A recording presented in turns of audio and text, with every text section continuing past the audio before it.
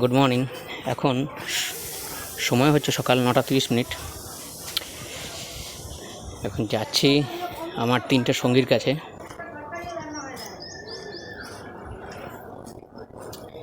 এই হচ্ছে আমার চলার 3টে সঙ্গী,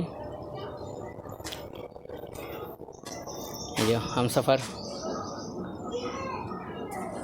কিন্তু কথা হচ্ছে আগামীকাল বেরোচ্ছি বাইক ট্যুরে, শুক্রবার। কাল বাইরে হোলি আছে, বর্ধমানের বাইরে। তো ভাবছি কাকে নিয়ে অযোধ্যা ট্রিপ করব, পুরুলিয়া অযোধ্যা। আমার মার্চের 1 তারিখে এই গাড়িটা নিলাম, রয়্যাল এনফিল্ড ক্লাসিক 350। আর নাম হচ্ছে রোড কিং। এবার ভাবছি কাকে নিয়ে যাব, পালসার DTSI 150। আর আমার সব থেকে পুরনো সঙ্গী হামসফার ডিসকভার DTSI। এই বাইকটা নিয়ে আমি বহু ট্যুর করেছি, আর ডিসিশন ঠিক করতে পারছি না কাকে নিয়ে যাব। একদম নিউ গাড়ি নিলাম, এটা নিয়ে যাওয়ার খুব ইচ্ছে ছিল, এখন এর পেপারস রেডি হয়নি। তো হামসফারকেই চুজ করলাম আবার অযোধ্যা ট্রিপে। হামসফারের বয়স চলছে এখন 16 বছর, 16 বছর রানিং চলছে।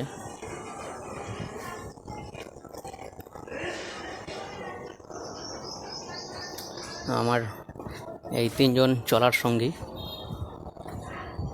আর আমার ছোটোখাটো ট্যুর 15 সাল থেকে আমি শুরু করি হামসফারকে নিয়ে। আগামীকাল আমরা বেরোচ্ছি, হামসফারকে নিয়ে যাব অযোধ্যা ট্রিপ করতে। এবার ট্যুরের পার্টনার হচ্ছে 7 জন। একজন ছোট্ট রাইডার আছে আমাদের, যে বাইক চালাতে পারে না।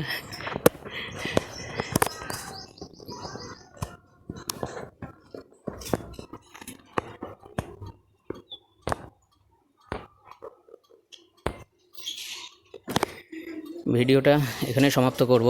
বাইক রেডি করতে হবে, সার্ভিসিং করে কেরিয়ার চেঞ্জ করে গাড়ির টোটাল রেডি হবে, বহু সময় লাগবে।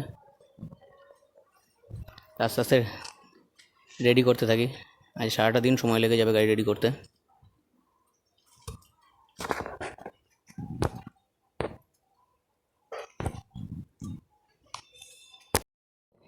গাড়ি সার্ভিসিং হলো, এবার এখন গাড়ি টোটাল রেডি হবে। এই ক্যারিয়ারটা লাগাবো, এই ক্যারিয়ারটা খুলে দিয়ে এখানে সাউন্ড সিস্টেম লাগানো হবে, গাড়ি তোয়ালে দিয়ে কভার করা হবে পুরো।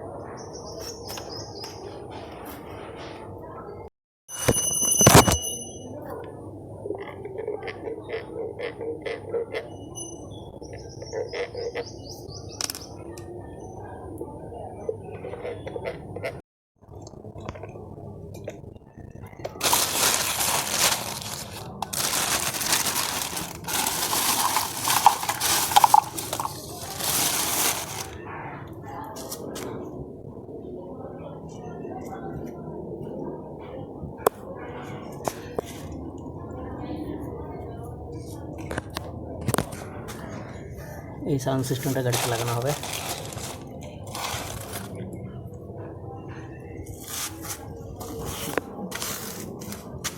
আর একটা আয়না কোথায় রাখলাম, বাদিকে এটা লাগাবো।